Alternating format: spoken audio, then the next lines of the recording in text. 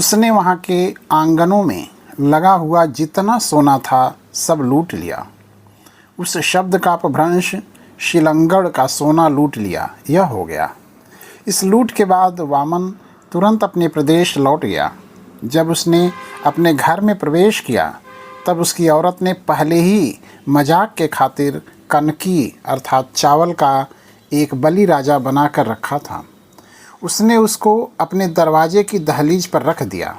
बाद में उसने वामन से कहा, यह देखो बलि राजा जो आपके साथ पुनः युद्ध करने आया है। यह सुनते ही उसने उस कनकी के बलि राजा को अपने लात की ठोकर से फेंक दिया। वह घर के अंदर प्रविष्ट हुआ। उस दिन से आज तक ब्राह्मणों के घरों में हर साल अश्विन महीने में विजयादशमी या दशहरा को ब्राह्मण औरतें कनकी या भात का बलि राजा बनवाकर अपने अपने दरवाजे की दहलीजों पर रखती हैं। बाद में अपना बायां पांव उस कनकी के बलि राजा के पेट पर रखकर शमी या कचनाट की लकड़ी से उसका पेट फाड़ते हैं। बाद में उस मृत बलि राजा को लांघ कर अपने घर में प्रविष्ट होते हैं। यही परिपाटी सदियों से चली आ रही है। ब्राह्मण पंडा पुरोहितों के घरों में यह त्यौहार बड़े उत्साह के साथ मनाया जाता है। इसलिए इस त्यौहार को ब्राह्मणों का त्यौहार कहते हैं। उसी तरह बाणासुर के लोग अश्विन शुद्ध दशमी की रात में अपने अपने घर गए। उस समय उनकी औरतों ने उनके सामने दूसरे बलि राजा की प्रतिमा रखकर और भविष्यवाणी जानकर कि दूसरा बलि राजा देवता के राज्य की स्थापना करेगा, उन्होंने अपने घर की दहलीज में खड़े होकर उसकी आरती उतारी होगी और यह कहा होगा, अला बला जावे और बलि का राज आए। उस दिन से लेकर आज तक सैकड़ों साल बीत गए, फिर भी बलि के राज्य के बारे में कई क्षेत्रों में क्षत्रिय वंश की औरतें हर साल अश्विन शुद्ध दशमी को शाम के समय अपने अपने पति और पुत्र की आरती उतारकर आगे बलि का राज्य आए यह इच्छा व्यक्त करती हैं। इससे पता चलता है कि आगे आने वाला बलि राजा कितना अच्छा होगा। धन्य है वह बलि राजा और धन्य है वह राजनिष्ठा। लेकिन आज के तथाकथित मांगलिक हिंदू लोग अंग्रेज शासकों की मेहरबानी पाने के लिए, जिससे उनको अंग्रेजी सत्ता में बड़े बड़े पद और प्रतिष्ठा के स्थान मिले, इसलिए ये लोग रानी के जन्मदिन पर आम सभाओं में लंबे लंबे भाषण देते हैं, लेकिन समाचार पत्रों में या आपसी बातचीत में उनके खिलाफ अपना रोष व्यक्त करने का दिखावा करते हैं। ढोंडीराव। उस समय बलि राजा द्वारा बुलाए गए सरदार उनकी मदद के लिए आगे आए या नहीं? ज्योतिराव। बाद में कई छोटे बड़े सरदार अपनी अपनी फौज के साथ अश्विन शुद्ध 14वीं को आकर बाणासुर से मिले। उनकी बाणासुर को आकर मिलने की खबर सुनते ही बलि के राज्य के सभी ब्राह्मण अपनी जान बचाकर वामन की ओर भाग गए। उनको इस तरह भागकर आते देख वामन बहुत ही घबरा गया।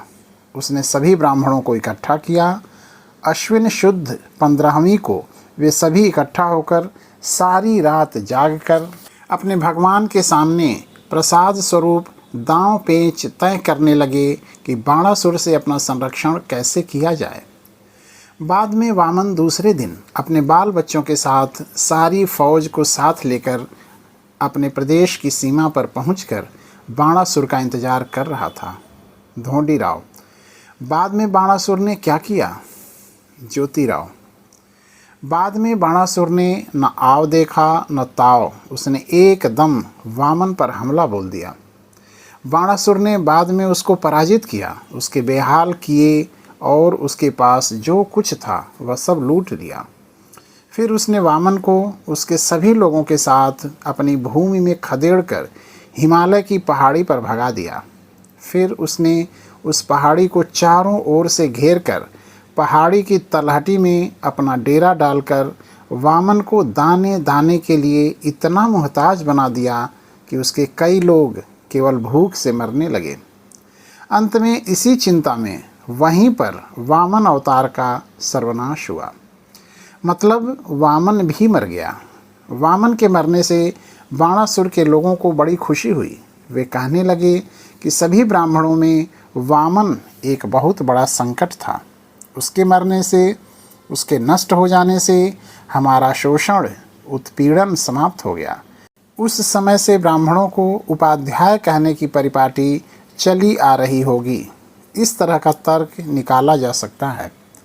बाद में उन उपाध्यायों ने अपने अपने घरों में युद्ध में मरे अपने सभी रिश्तेदारों के नाम से चिता, जिसको आजकल होली कहा जाता है, जलाकर उनकी दाह क्रिया की। उससे पहले मृत आदमी को जलाने का रिवाज था। उसी प्रकार बाणासुर और अन्य क्षत्रिय इस युद्ध में मरे।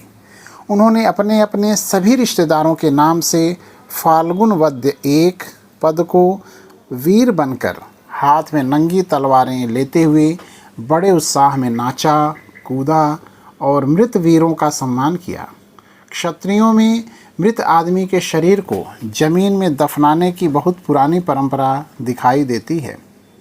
अंत में बाणासुर ने उस उपाध्याय के रक्षण के लिए कुछ लोगों को वहां रखा।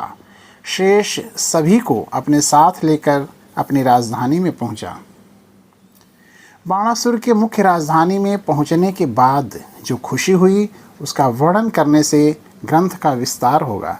इस डर से यहाँ मैं उस घटना का संक्षिप्त इतिहास दे रहा हूँ। बाणासुर ने अपनी सारी जायदाद की गिनती करके अश्विन वद्य त्रयोदशी को उसकी पूजा की। फिर उसने वद्य चतुर्दशी को और वद्य 30 को अपने सभी सरदारों को बढ़िया बढ़िया खाना खिलाया और सभी ने मौज मनाई। बाद में उसने कार्तिक शुद्ध 1 को अपने कई सरदारों को उनकी योग्यता के अनुसार इनाम दिया और उनको अपने अपने मुल्क में जाकर काम को लग जाने का हुक्म दिया। इसमें वहाँ की सभी स्त्रियों को भी खुशी हुई। उन्होंने कार्तिक शुद्ध 2 को अपने अपने भाइयों को यथा सामर्थ्य भोजन खिलाया। उन्होंने उनको भोजन खिलाकर उनका पूरी तरह समाधान किया। बाद में उन्होंने उनकी आरती उतारी और कहा कि अला बला जावें और बलि का राज्य आए। इस तरह आने वाले बलि भाई दूज के दिन क्षत्रिय लड़कियां अपने अपने भाइयों को बलि के स्मरण के बगैर दूसरा आशीर्वाद नहीं देती हैं। लेकिन उपाध्याय कुल में इस तरह का स्मरण दिलाने का रिवाज नहीं है। ढोंडीराव, लेकिन बलि राजा को पाताल में गाड़ने के लिए आदि नारायण ने वामन अवतार लिया। उस वामन ने भिखारी का रूप धारण किया और उसने बलि राजा को अपने छल कपट में फंसाया। उसने बलि राजा से 3 कदम धरती का दान मांगा।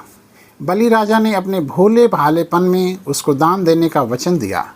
दान का वचन मिलने के बाद उसने भिखारी का रूप त्याग दिया और इतना विशाल आदमी बन गया कि उसने सारी धरती और आकाश को अपने 2 कदमों में घेर लिया।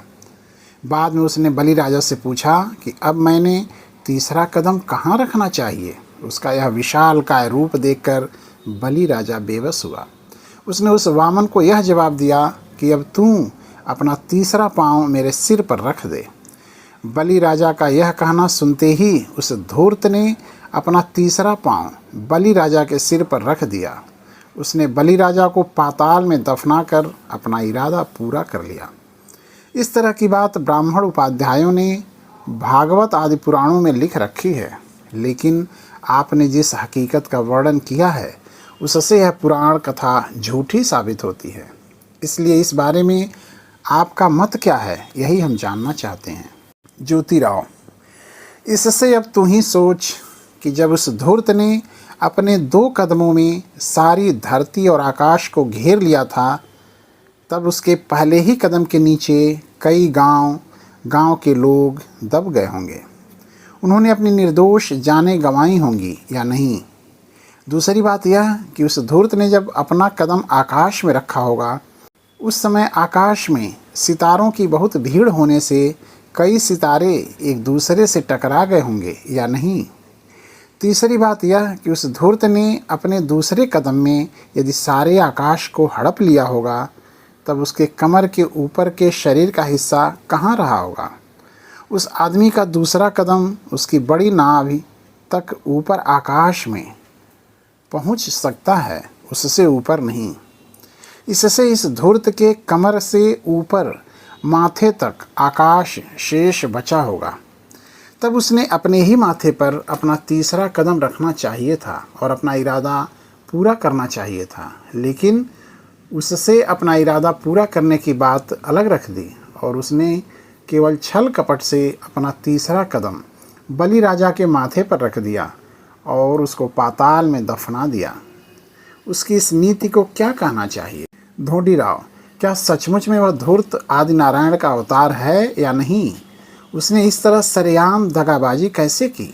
जो लोग ऐसे धूर्त दुष्ट आदमी को आदि नारायण का अवतार मानते हैं, उन इतिहासकारों की छी छी करते हुए हम उनका निषेध करते हैं। कारण उन्हीं के लेखों से वामन छली, धोखेबाज, विनाशकारी और हरामखोर साबित होता है। इसने अपने दाता को ही, जिसने इस पर उपकार किया था, दया दिखाई थी, उसी को पाताल में दबोच लिया था। ज्योतिराव, चौथी बात यह है कि उस धूर्त का सिर जब आकाश को पार करके स्वर्ग में गया होगा, तब उसको वहाँ से बड़े जोर से चिल्लाते हुए बलि को पूछना पड़ा होगा कि अब मेरा तीसरा कदम कहाँ रखूं और अपना इरादा तथा आपके इरादे को पूरा करूं, क्योंकि आकाश में उस धूर्त का मुंह और पृथ्वी पर बलि राजा, इसमें अनगिनत कोसों दूर का फासला रहा ही होगा। आश्चर्य की बात यह कि रशियन, फ्रेंच, अंग्रेज और अमेरिकी आदि लोगों में से किसी एक को भी उसके संवाद का एक शब्द सुनाई नहीं गया। यह कैसी अजीब बात है। उसी प्रकार धरती के मानव बलि राजा ने उस वामन नाम के धूर्त को उत्तर दिया, तू अपना तीसरा कदम मेरे माथे पर रख दे। फिर यह बात उसने कैसे सुनी होगी, यह भी बड़े आश्चर्य की बात है। बलि राजा उसके जैसा धोखेबाज आदमी बना नहीं था। पांचवी बात यह है कि उस धूर्त के बोझ से धरती की कुछ भी हानि नहीं हुई।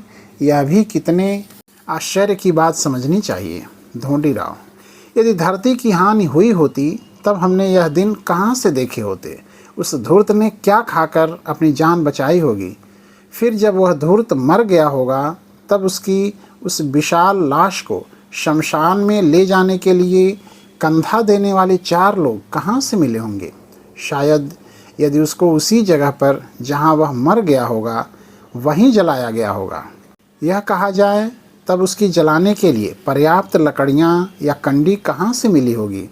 यदि उस तरह की विशालकाय लाश को जलाने के लिए पर्याप्त लकड़ियाँ नहीं मिली होंगी, तब उसको वहीं के कुत्ते सियारों ने नोच नोच कर खा लिया होगा और उसका हलवा पस्त किया होगा या नहीं? तात्पर्य, भागवत आदि सभी पुराण ग्रंथों में यदि उक्त प्रकार की शंका का समाधान नहीं मिलता, तब इसका मतलब स्पष्ट है कि उपाध्यायों ने बाद में समय देखकर सभी पुराण कथाओं से इस तरह के ग्रंथों की रचना की होगी। यही सिद्ध होता है।